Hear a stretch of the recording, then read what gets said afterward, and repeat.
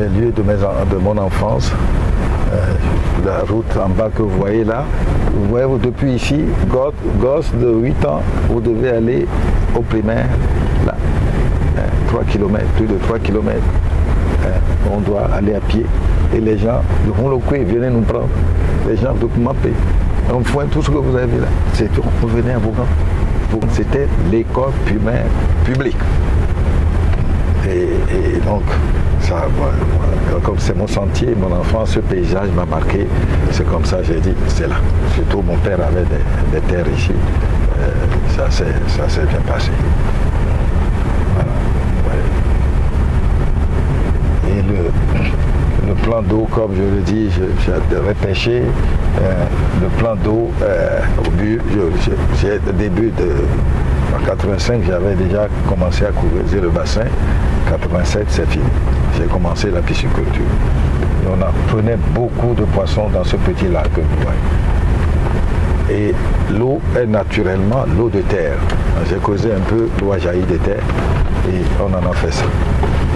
C'est pour ça que, en parlant tout à l'heure du tourisme, vous avez parlé de ça, mais vous imaginez que pour pas des budgets, on peut créer des piscicultures, des centres de pisciculture le long des bras lagunaires du lac Togo. C'est-à-dire de chez nous, en quittant là, toutes ces régions-là peuvent être traitées. L'aménagement de cette région. Donc, allez-y. Là, bien sûr, c'est le groupe de tennis. Là, normalement, ils doivent cultiver ça parce que chaque fois que je viens ici, j'ai toujours quelque chose à manger. Et là, ils sont peut-être débordés. allez-y, donc voilà.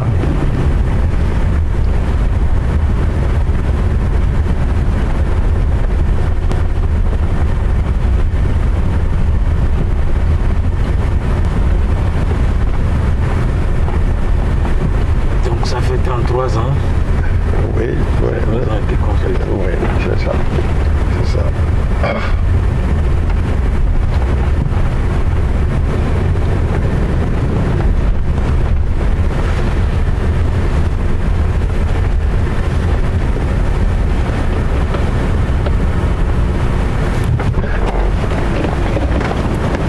Tous ces arbres que vous voyez ici, la plupart ont 33 ans, pas plus. C'est ça, ces cocotiers, là, on sait compter l'âge d'un cocotier par le nombre de branches tombées, au sens que les circulaires que vous voyez sur un cocotier, c'est l'ensemble des branches qui sont souchées sur le tronc. Et par là, les gens arrivent à déceler l'âge d'un cocotier. Et là, c'est ce que je vous dis, ces cocotiers-là, vous voyez, ils sont presque de la même hauteur. Celui du milieu a poussé plus vite. Et ça donne l'âge de la maison, puisque j'ai planté ça au même moment. Ouais. Le rêve d'enfance que vous aviez 7 ans, vous rêviez avoir une maison ici. Et de ce temps-là à aujourd'hui, et face à ce que vous avez réalisé, oui. Quels ont été les efforts déployés? Oui, ben, c'est l'histoire d'une vie. C'est vrai que quand on sort d'un petit village comme celui que vous venez de voir, et qui n'était pas celui-là, parce que les cadres du village ont fait des efforts pour que, ensemble, certaines choses soient réalisées. Mais l'école primaire que vous avez visitée, de l'école primaire, on est parti au lycée.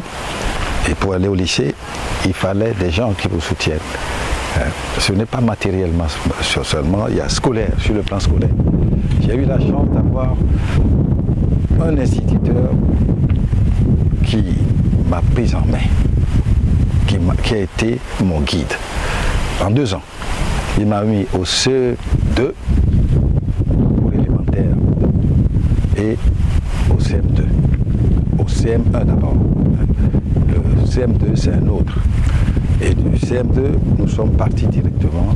On a passé le certificat de fin d'études primaires de l'époque et le concours de bourse, comme on l'appelait à l'époque, le concours d'entrée en 6e. Et heureusement pour moi, j'ai réussi à ces 2 examens. Et bien sûr, et ça a continué, ça a bien marché.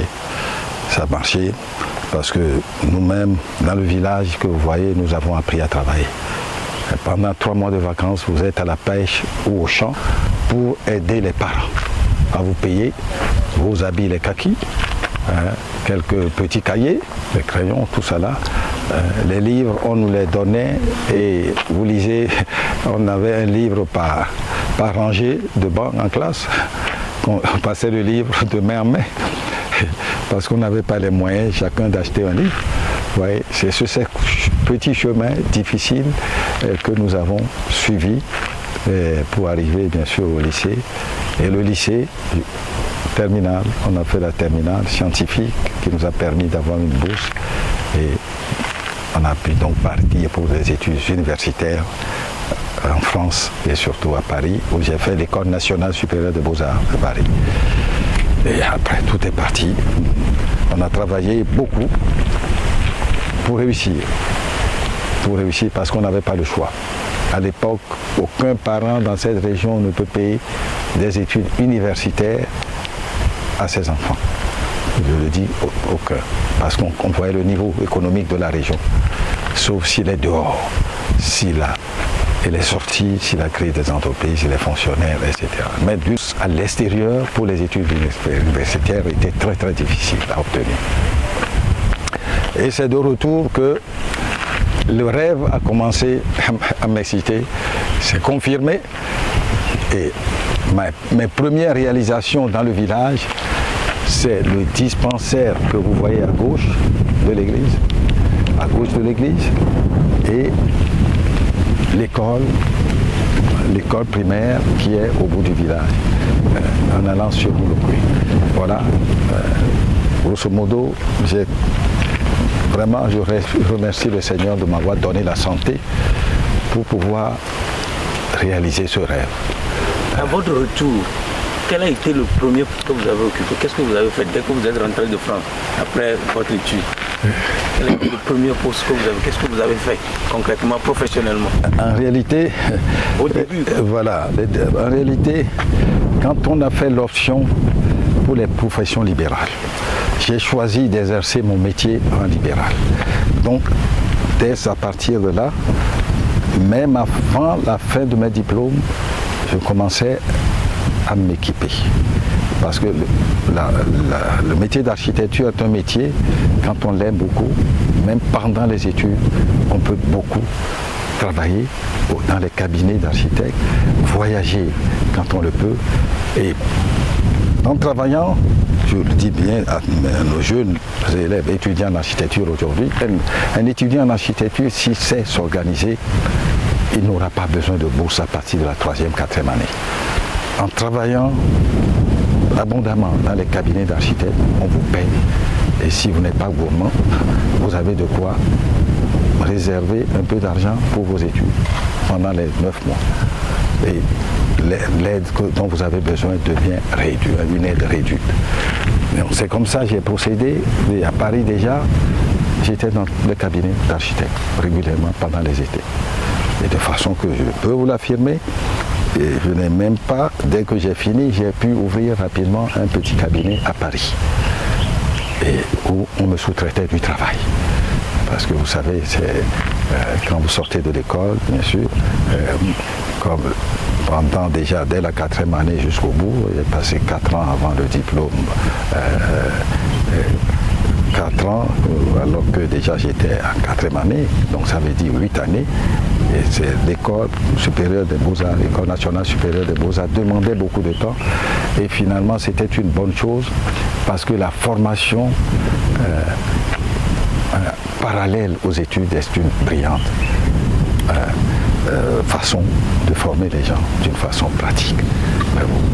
C'est-à-dire l'alternance pour les étudiants qui arrivent à l'obtenir, c'est une très bonne chose.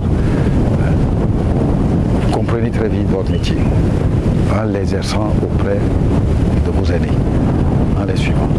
Et donc, ça m'a facilité mon retour où je m'étais équipé avant d'arriver au Togo. Je n'avais pas eu besoin de poste.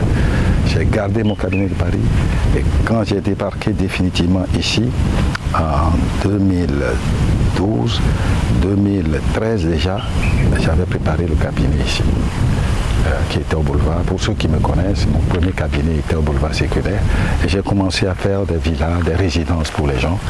C'est pas 2012, hein? Ah pardon, 1960. Ah, non, excusez-moi, c'est bien de rectifier. Je suis rentré 1972, 1973. Restez dans ces années-là, quand je me trompe, il faut préciser. Je dis donc que la formation par les études en alternance avec des stages est une bonne chose. Parce qu'on finit par connaître rapidement son métier. Et c'est ce que j'ai vécu, tout justement, parce que les bourses ne sont pas toujours continues. 4 ans après, on m'a supprimé ma bourse, qui était une bourse de FAC, Fonds d'aide de la coopération, parce que je tenais à finir mes études de Beaux-Arts. Et là, j'ai commencé à travailler en alternance. Et c'est ça ce qui m'a guidé. Le fait d'être dans les cabinets en dehors des 3 mois de vacances à plein temps et pendant l'année, comme on les appelle, des charrettes, c'est-à-dire si le cabinet débordé vous prend pour 3 jours, 4 jours, bon, ça a été un soutien. Et puis cela m'a permis, je le dis, d'avoir suffisamment d'économies pour installer mon cabinet quand je suis revenu à Lomé. Et à Lomé, bien entendu, on commence comme tout le monde, des petites résidences, des maisons et puis des concours. Très rapidement, je m'étais intéressé au concours d'architecture. Et ceux qui m'ont réussi le plus, j'ai fait le premier concours, j'ai gagné le ministère des Affaires étrangères au Niger. Et ce concours-là a été suivi dans de tant d'autres. La Banque de développement du Niger, on a construit le ministère de la fonction publique du Niger, le palais du président, et nous avons fait la Banque centrale du gouvernement. On a beaucoup construit au Niger. Et là, j'ai été mieux connu au Niger qu'au Togo pour ce que je pouvais, j'étais capable de faire. Est-ce que vous avez mémoire encore de la première réalisation, la première construction qui vous a été confiée quand vous êtes rentré au pays? Bon, j'ai construit pour mon ami Barandao, qui était ambassadeur du Togo à Paris. Et à son âme, il n'est plus de ce monde. Quand je me connaissais bien, je rentrais et dis, hey, mon frère, dès que tu arrives, moi j'ai de quoi commencer ma petite maison. J'ai bien fait sa petite maison.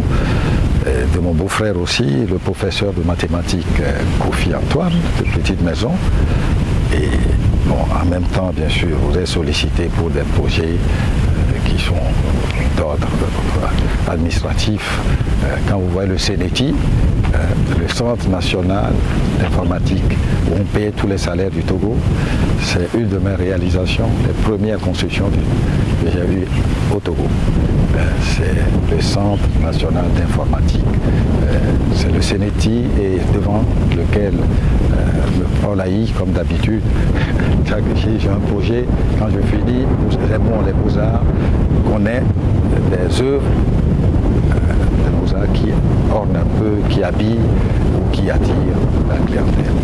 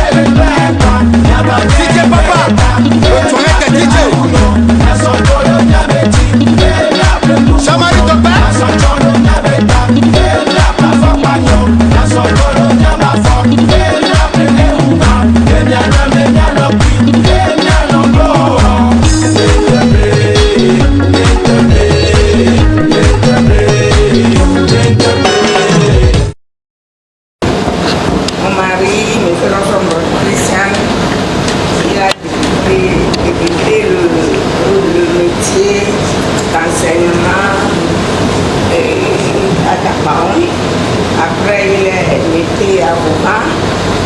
Et avocat, c'est un avocat qu'il a eu, M. Loko, et ses camarades. Il faisait le CM1. Il s'est arrivé que M. Loko était très brillant, avec quelques 4 ou 5 camarades de la classe. Mon mari a voulu qu'on les présente au CM1 parce qu'il était fort. Mais le maître les présenté à l'entrée en 6e. Mais le maître de CM2 n'a pas voulu parce que c'est lui qui a le droit de les présenter. Le maître de CM2 n'a pas voulu. Il a refusé. Il a dit que obligatoirement il doit passer au CM2 avant d'aller à l'examen. Donc, mon mari a été obligé d'accepter. Ils sont passés au CM2.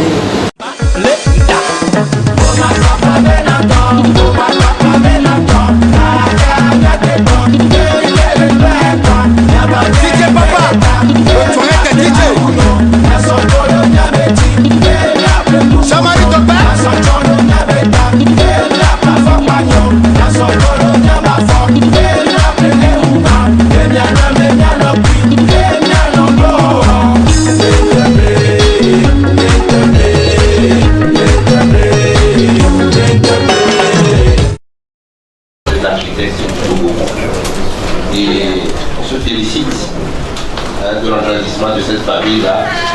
et de son enrichissement par les nouveaux confrères et consoeurs qui y sont entrés. Et nous devons croire que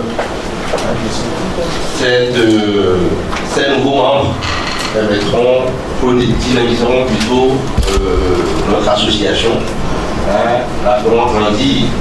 Et il y a une chose très importante que le président a dit dans son allocution, qui peut être aussi symptomatique de notre métier ici au Togo. Et je vous invite aussi à beaucoup y réfléchir et à y méditer. C'est qu'il vaut mieux être remplaçant sur le bas du bassin que d'être titulaire à Sarah Sport. Je vous souhaite du courage et du bon vent dans votre nouvelle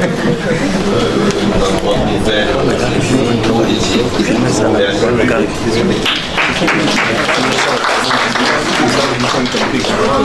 Bien, à la fin de cette cérémonie, nous avons adressé un courrier officiel au gouvernement ainsi qu'au commissaire du gouvernement. Merci, chers confrères.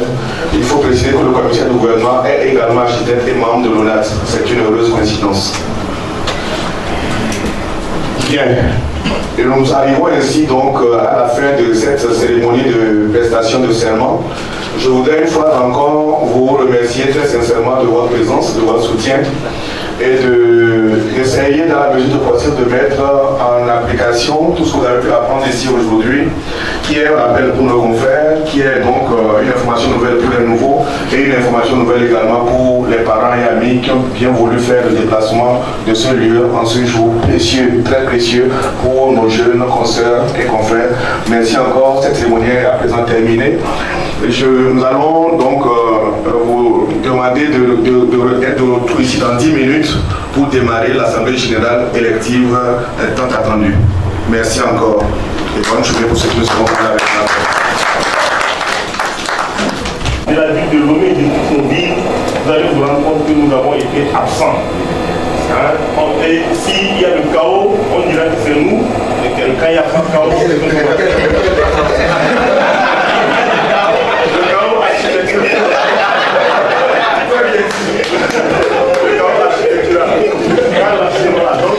alors on a l'obligation de prendre la main et de ne pas dire après que nous n'étions pas présents quand la ville se construisait au Togo. Voilà ce que je voulais dire. Monsieur, je parlais de ça avec le président Lobo. Je dis qu'il y a un cinquième des confrères qui sont là. Il y a du travail. Je parlais avec le commissaire de ça. Je n'ai pas voulu évoquer parce que c'est un problème grave. Ici, comme ce pouvoir, nous allons essayer de mettre des trucs en place. Malheureusement, des démarches, on a commencé déjà. Nous sommes au niveau de l'INAM, pour l'assurance maladie, pour les assurances collectives, professionnelles. Nous sommes en train de. Et d'ici un mois, au moment de la passation officielle, nous allons vous donner le programme de l'activité. Bien sûr, on connaît les mots. Depuis le temps, ça fait plus de 40 ans que je suis à Lomé. Je connais les maladies de cette profession. On va essayer d'apporter le plus qu'on peut pour le bien-être des confrères. Sinon, ça, c'est une des priorités, c'est de ramener ceux qui sont instances, de revenir à la maison. Si on veut construire un siège qui a personne, à quoi ça sert?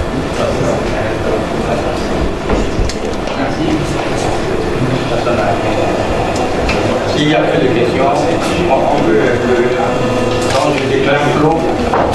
Merci.